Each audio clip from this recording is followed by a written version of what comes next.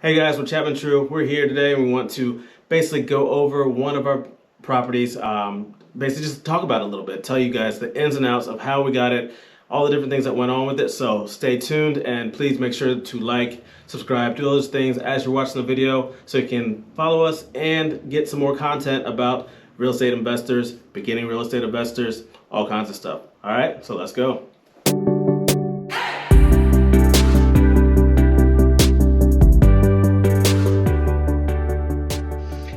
So we're calling this property Problem Child. Now, we all know it's not sunshine and rainbows in real estate, right? Everybody knows that. In any business, you don't have a business where it's just smooth sailing the whole time, right? Let's get into it. How did we acquire this property? We acquired it through a wholesale group, right? Yep. What is wholesaling? Wholesaling are people that go out and you see like these signs around that say we buy, cheap houses, or we buy houses, all houses, whatever.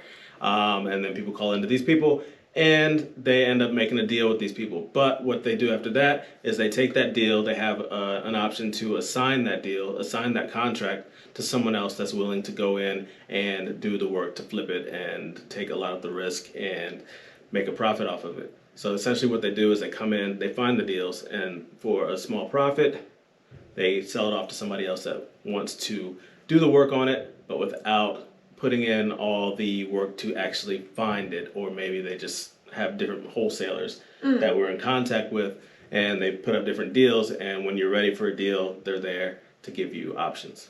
Yep, and a good wholesaler is going to know the market and understand what it's like from the investment side too, but they're reducing their risk because they're not actually buying and rehabbing the property. They understand what it takes, so they know what it makes to make a good deal. They're also great negotiators, so they can get in and really talk to the people and get a good deal with still enough room to allow another investor to take on the deal and make some money. So our problem property came from a wholesaler. Right, so the wholesalers, they ended up putting up at a post. I don't know if we were on the mailing list or what it was, but they put out a post and they had a showing. We went out to see it and it was pretty spectacular. We walked in the house and just like billowed out like weed smoke and all kinds of stuff. And we all did the glorious stuff you expect. Yeah, we did a small walkthrough and the property was just it was not kind of trashed, it was trashed and all these kind of things. Which is why you get it for a good deal, right? Like that's the whole thing. It's fun. If it's smelly and it's broken, that's what we want. Those are like the best kind of properties. Yeah, so we walked around it and you did basically like a repair estimate. We went through on everything that we could visually see with our eyes and say, okay, we can see that this amount of repairs is going to need to be done. We did some calculations. We took a lot of notes, went back home, ran them in our calculator, and it gave us the ability to say, okay, is this a deal that we really want to follow through with, or is this something that we want to pass on? What we like to look for is 2 to 3 different exit strategies with every single property.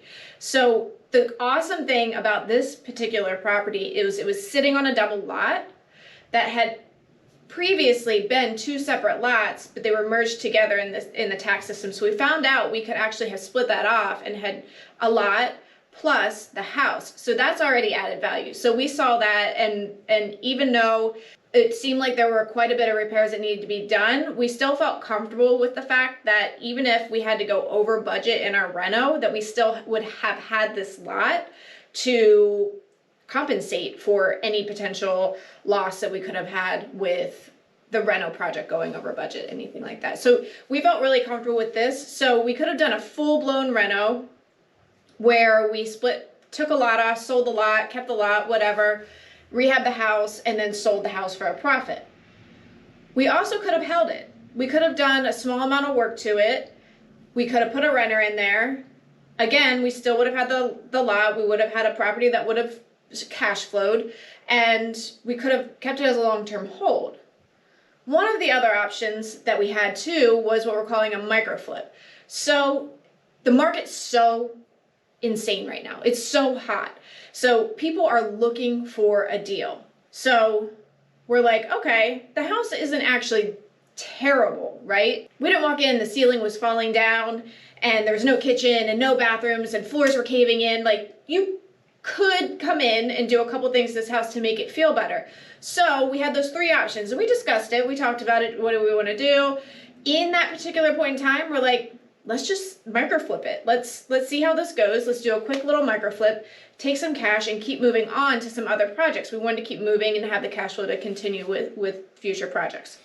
Yeah, and one of the main reasons why we decided to do a micro flip on that was because another deal came up while we were in the middle of this one. So had an opportunity to do another deal, and we didn't necessarily have to make a decision, but with us being newer into this whole thing, we decided that we needed to make a decision on which one we're really going to focus on. And this one had more of an opportunity for us to do a micro flip on. So we decided, let's go ahead and dive into the other one, which is a bigger project, and we'd really get our feet wet and understand the whole process instead of going with this project. So we decided to go ahead and just clean it up a bit, turn it back around and put it on the market. How did we finance this thing? So the price point in the area specifically that this home was in was much lower than the median house price in Charleston. So this area is North Charleston. It's an up and coming area that's just, and we'll get into a little bit about some of our some of the issues that we ran into with this particular property. The neighborhood had a couple rented houses in it, but it was still on the rougher side, right? So it's not your neighborhood, feel good, walk through, picket fences everywhere, just beautiful neighborhood. So we were able to pay cash for this. We could have refinanced it out with hard money, or we could have purchased it with hard money. Hard money is great to use and it's a great resource, but for us, with knowing we were going to do a micro flip, there was no point in spending the extra money to get it financed when we knew we could just put the cash in and then sell it. Yes, and we happened to be in a position where we could do this with cash just because we had sold another property and we were trying to decide exactly where to go with it. But if we did not have that cash, we would have had an option. We were talking to different lenders, and they were most likely going to go in on that with us based on the extra lot and all these kind of things. So we just decided to save a little bit of money since we decided to do a micro flip, not to go that route. But in general, we would and have to go with hard money or private money for our financing. Yeah, and so just because we pay cash for this, it absolutely does not mean that you would have to pay cash for this deal. You could very easily get into a property just like this with very, very little money down because of the price point. So, all right, let's get into it. How did we renovate this place? What did we do to it? So we're calling it a micro flip. So how in depth did we go into this property to get it looking like something we could put on the market? Right. So normally you'd go in and you'd probably look at everything and start to demo things and reno things, and your contractor's in there and, months and months, and you figure stuff out. But with this one, we looked at it and we said, okay, as you'll see in this, probably the B-roll that I'm going to roll right now, is that this place was trashed, right? So we went in and the owners had some issues going on, and to say the least, and there was just trash and paraphernalia everywhere. So we went in and we decided, let's just get this whole property cleaned up. So we hired a crew, came in, they cleaned up the property. Then we hired another crew that came in and cleaned the inside of the property. And in the meanwhile, some crazy stuff happened, but we'll get to that later. And then after that, we had somebody else come in and do a deep cleaning of the inside of the house and make it look as nice as possible. And that was the extent of it. And then my brother, our realtor, he came in and he took some photos. And how much time? He took great photos. Take great photos. Really nice photos. That makes a big difference. Yeah. So, if you are going to put your house on the market, no matter what condition it is, take a little bit of time. Either hire somebody to do good photos for you, or if you're going to put it on the market yourself, find those little tricks to make it look really amazing. And that's what he did. And it went on the market and we're like, oh my God, this looks amazing. Like, I know, I was like, I'm scrolling through and I was like, oh, how about this one? Oh wait, that's ours. Yeah, so he did a good job making it look great. And we put it on the market. And how long did that take? It was about, from the time of closing. From the time we closed to the time we sold, cashed out our money, it was a few days over a month. Okay. So it was a month. I would say hours spent on the project. Obviously, you had to go to the lawyers and sign all the paperwork and do all that fun stuff. We had to hire and look for cleaning crew, manage that, make sure that it went good, manage some of the other craziness that happened. But all in all, I mean, we didn't spend together probably more than 10 to 15 hours on this, right? Like on this entire project, from driving back and forth, if you set a timer, say 10 to 15 hours in a month worth of time. So think about that. Mm-hmm. And right. So from the time that we closed on it from the beginning, the time that we put it back on the market was about how long? 3 weeks. Basically, we closed on it, did all the cleaning and all that stuff. Within a couple of weeks, we had it back on the market. All right, so let's talk about the numbers. So this is fun, and I think that more entrepreneurs should definitely talk about their numbers, not as a bragging right or anything like that, but just so there's an understanding of what it looks like to run certain projects or different things. So keep in mind our net also on this project, it goes back into our business. So we reinvest into our business, we have to set money aside for taxes. There's a lot that goes into it. So it doesn't mean that we just take all that money and go, party. Nope, we're still sharing a car. We're still sharing a car. So, because a car isn't a great investment, right? We want to buy more houses. Purchase price. We purchased this home for $59,000. The closing costs on the purchase and the sale end totaled around $8,000. Our cleaning, so we had cleaning fees, all the cleaning, we had to rent a dumpster, which that was a whole nother scenario, which we'll get into after this. So between the cleaning fees, having people clean up the outside, the inside, and renting the dumpster, it cost us around $1,700. We also had to buy insurance for the property. We just had to go and buy a rider that was for 6 months or a year? 6 months. So 6 months, and it was more of a rehab thing, so nobody was living in the property. So we, between the insurance and the one electric bill that we had in the property, that was $750. And then you had to go to Lowe's and buy some materials, right, to board up that lovely place the day that we actually got access to it. And so those materials were around $200. We were able to sell it for $92,000. So what is that? I mean, I can see it on the board there, so. So how much do you think we made? How fast can you do that math in your head? Oh, carry to 1 plus divided by 22,350. So $22,000 in a month. Right? So $22,000 in a month. We said we spent about 10 to 15 hours on it. Not so bad, right? So it sounds like all sunshine and rainbows, right? No, it wasn't. It was, okay, let's put it like this. We, with our business in the Caribbean of Costa Rica, had a lot of crazy things happen. And we moved to Charleston, started doing this thing, and it kind of got very just kind of calm. And honestly, it was kind of a blast from the past, just kind of adrenaline, like, yeah, this is something happening. So anyways, with that being said, we got in, and let's talk about the problems. Let's talk about the problem. So let's start here. The contract was not negotiated by us, it was negotiated by the wholesaler.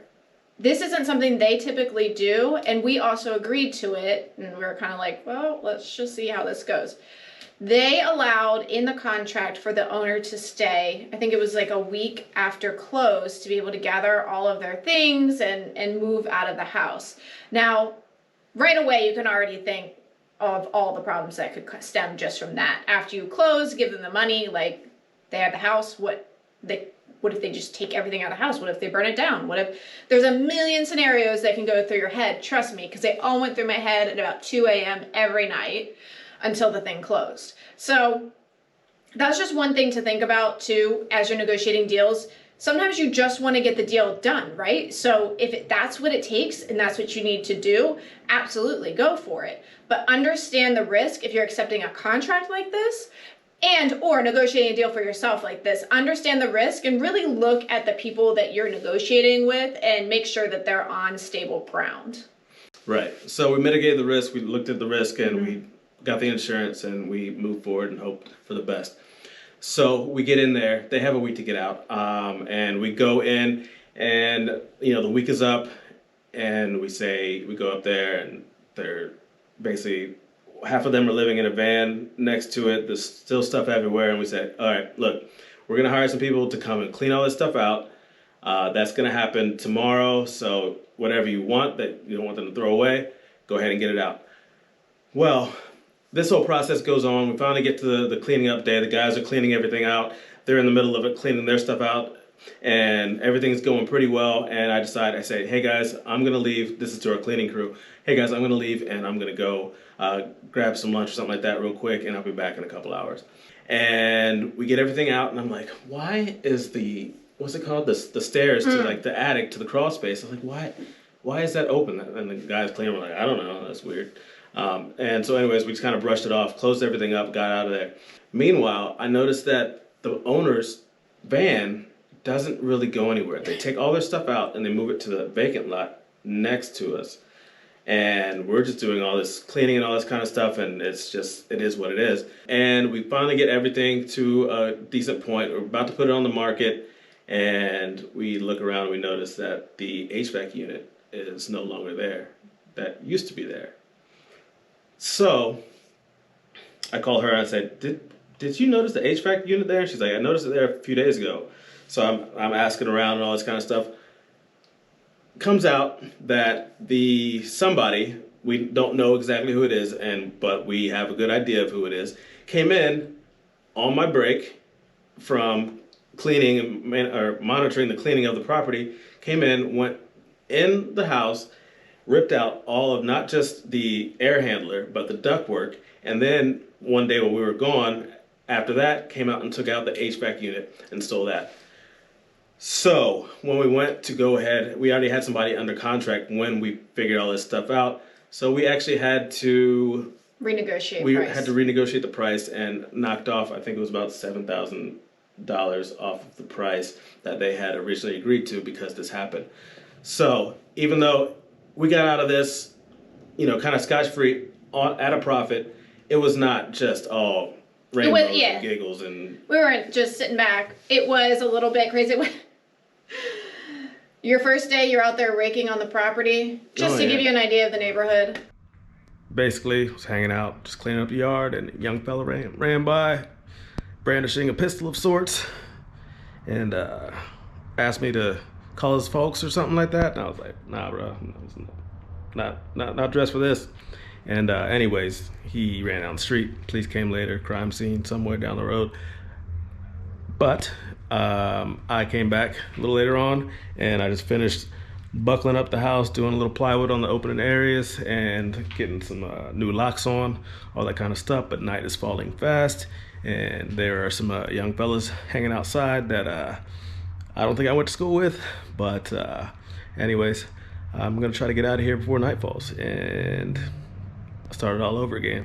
So that's a snapshot of my day without a lot of details. We'll get into that later on. Just wanted to do a little snapshot of what it looks like sometimes when you're rehabbing a property and you're investing in properties. Obviously, it should not go this way in the future for all the rest of the time, but this is what it is today. So just letting you guys know what's going on. We'll check back in later. Anyways, that was the kind of problems that we came across doing this project, but in the end, it worked out for us. So we just kind of wanted to go over this one with you really quick. And like we said, we went in, we made a quick $22,000, but that was literally just so we could take that and dump it in this other project and actually be able to do this other project, because without that, we would most likely not have been able to do this next project. So those are the kind of things you have to think about. It's not like you take this money and you go out and, just like buying, whatever, Maseratis and Teslas and all this, self-driving yourself and whatever. All of this goes to building a business, and that's how we look at it. Anyways, we'll see what this next one brings, but most likely whatever happens to this next one, we'll take what we need in order to keep on moving and then roll it back into other investments. And that's kind of how we work. Our long-term goal is to generate more cash so we can put that into long-term holds, so we can sit back and relax in 5 to 10 years and just manage our properties. For you, maybe you just want that cash, and that's how you wanna do that all the time and take that cash home and go buy a boat, do whatever you want with it. Awesome, great for you. So it's really just up to you and what you want out of your business. So make sure that you know that from the beginning though. So we're very intentional. Like, we know what we want out of our business. And so it helps us also make decisions with these deals. So that is our problem child. Little wrap up, little summary. If you have any questions about how anything went, leave them down in the comments below. Also make sure to please like, that helps us out. Subscribe, that really helps us out. And just follow our journey as we jump into real estate investing. And we're going to get back to you pretty soon with one of our other projects. We can either go back to the beginning, or we're going to move into one that we're currently finishing up, hopefully this week. So stay tuned and we'll get into more, and we'll see you next time on Chapman TRU. All right. Thank you guys very much. Look at that wink. Wank, wank. Wankle boss. Can't wink. Wankle boss. I can't wink.